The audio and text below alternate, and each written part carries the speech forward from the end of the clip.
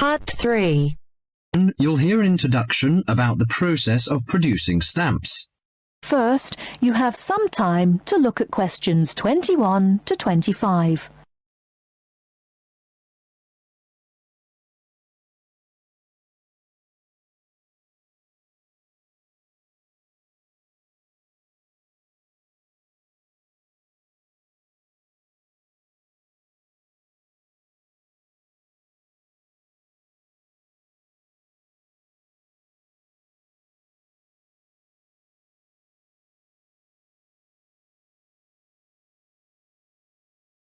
Now, listen carefully and answer questions 21 to 25.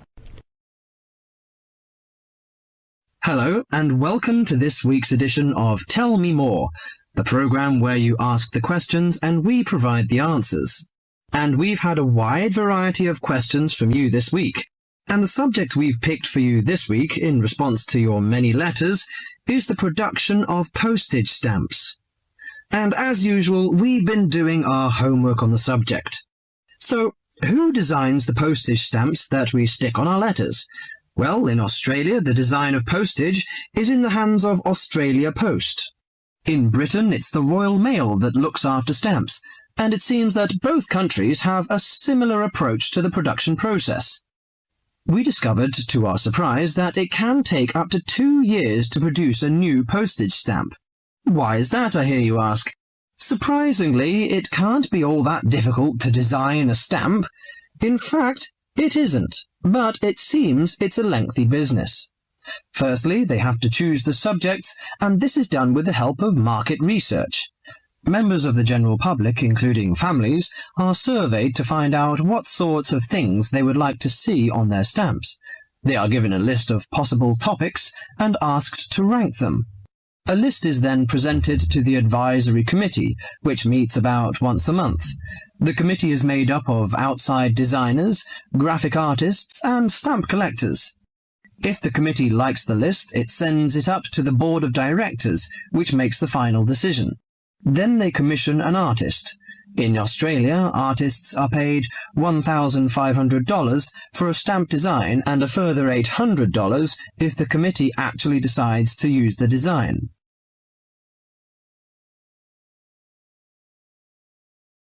Before you hear the rest of the talk, you have some time to look at questions 26 to 30.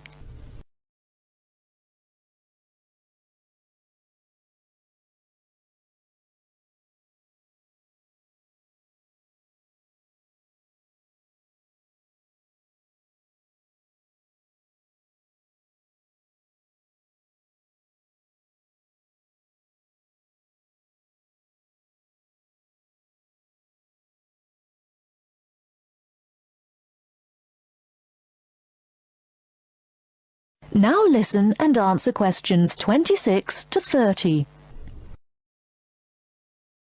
So there's a possibility that a stamp might be designed, but still never actually go into circulation.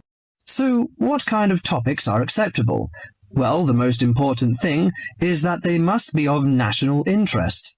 And because a stamp needs to represent the country in some way, characters from books are popular, or you often find national animals and birds. So, of course, the kangaroo is a favourite in Australia. With the notable exception of members of the British royal family stamps, no living people ever appear on Australian or British stamps. Every year, the Royal Mail in Britain receives about 2,000 ideas for stamps, but very few of them are ever used. One favourite topic is kings and queens. For instance, King Henry VIII, famous for his 6 wives, has recently appeared on a British stamp together with a stamp featuring each of his wives. But despite the extensive research which is done before a stamp is produced, it seems it's hard to please everybody.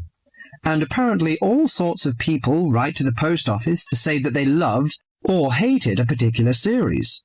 The stamp to cause the most concern ever in Australia was a picture of Father Christmas surfing at the beach. And when you consider that the practical function of a stamp is only as a receipt for postage, I think perhaps the importance accorded to stamps has got out of all proportion. Well, that's all for today. If there's a subject you want us to tell you more about, drop us a line at... That is the end of part 3.